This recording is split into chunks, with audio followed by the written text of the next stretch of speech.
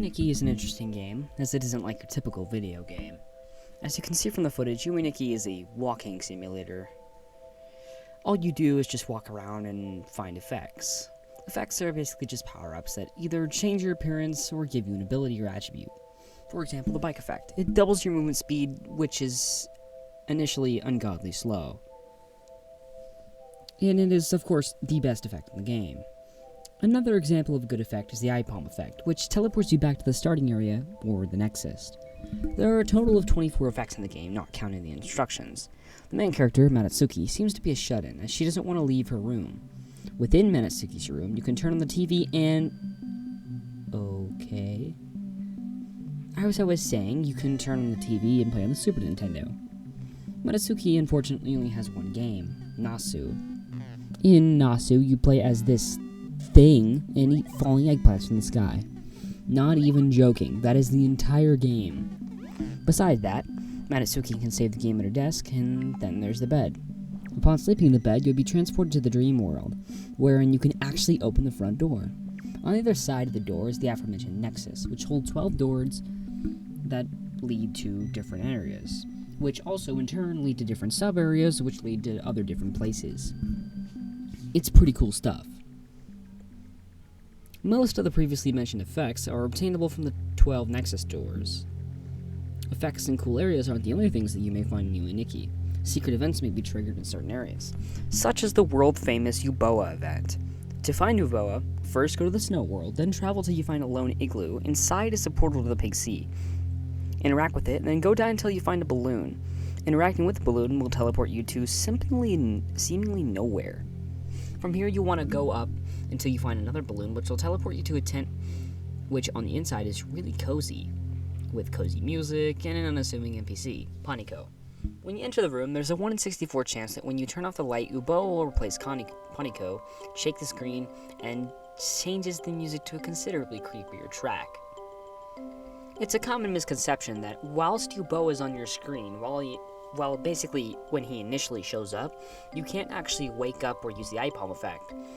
But this, of course, is untrue, and you can in fact do it, and of course I did it. Interacting with Yuboa, instead of waking up or using the eye palm effect instantly, like I did, it will teleport you to Yuboa's trap, which is pretty weird to say the least. Let me just wake up to show the next event I want to show. Oh. Well, looks like Manatsuki slept on the wrong side. The next effect takes place in the mall. To get there, you need to go to sleep and try to sleep in the dream world. Yeah, that's right. So you need to go sleep in the real world, then try to sleep again in the dream world. There's a 20% chance that you'll be teleported to the stair of hands. Go down the stairs and enter the elevator. Then go down the escalator to the right. If you go to the one on the left, the one on the right will be blocked with a cone. So make sure you go to the one on the right first. Then you'll end up on the roof. Now that you're on the roof, you'll have a black cat. It's just a black cat. Anyway, you can equip the witch effect up there, press 1 to ride a broom, and then ride off the roof. Upbeat music will play as you ride over what seems to be a city. If you press the 1 key while midair, Manatsuki will fall out of her bed and wake up instantly. Yeah, it's a pretty cool event. I really enjoyed the music. It's a cool one. Anyway, the next few events take place in the wilderness, starting with the Tori Ningen party. Tori Ningen are the main enemies in Yume Nikki. Some are non-hostile, while others will teleport you to an unescapable area. They're actually really hard to dodge if there's a ton of them in one singular area and you don't have the bike effect, which you probably will have, so this advice is pretty much useless.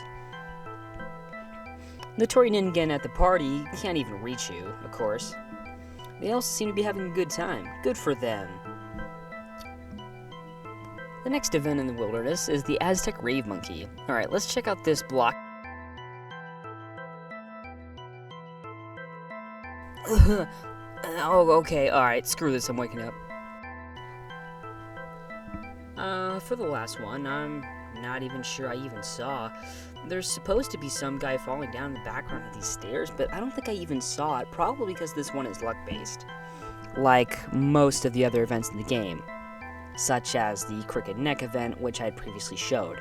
That has a 1 in, I think, 64 chance of displaying every time you wake up. I may be incorrect on that. It might be 1 in 32, but still, same thing.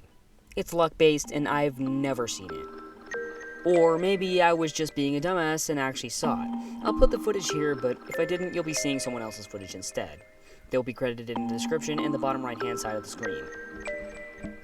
For the last event I'll mention is the March of... Hi, Editor Alex here. I'm missing the footage for this event, for the event I was just about to show you, unfortunately, and I'm not going to search it up on YouTube because I'm pretty lazy, and I'm kind of tired of going up on those MP3 converters. You know the ones. Yeah, because they got a lot of viruses and crap. I don't really want to contract any. It takes too much work to remove them. Okay, so I'm just going to show you the face event. It's just this face. Flashing lights, warning for those with epilepsy, or can experience seizures. Yeah. Roll the clip.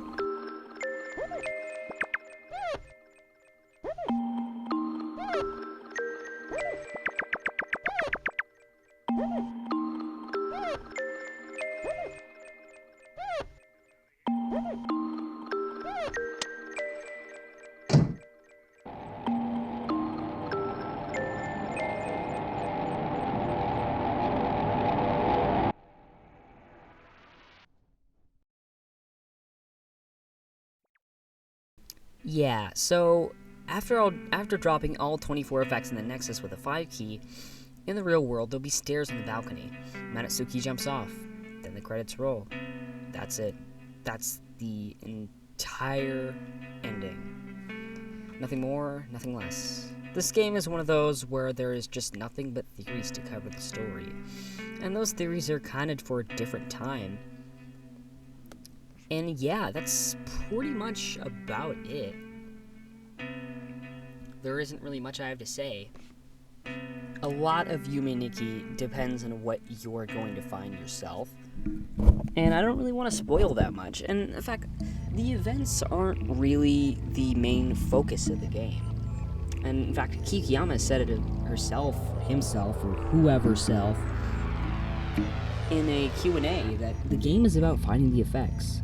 Honestly, I don't think about it that way. I think that's just half of the story. The other part is finding cool areas, sharing it with friends if you have any. I don't, so... This part's completely unscripted, by the way. The script was just way too short, just saying. I was planning to make this a 10-minute video, but it wasn't gonna be 10 minutes, I guess. But yeah, that was Yume Nikki. Next time, we're probably gonna be talking about some Yume Nikki fan game. That video might come out in the next few months, because I am a procrastinator. I'm a professional procrastinator. And this professional procrastinator's gotta go edit this video. So I'll see y'all in a while. Dot Flow's coming next.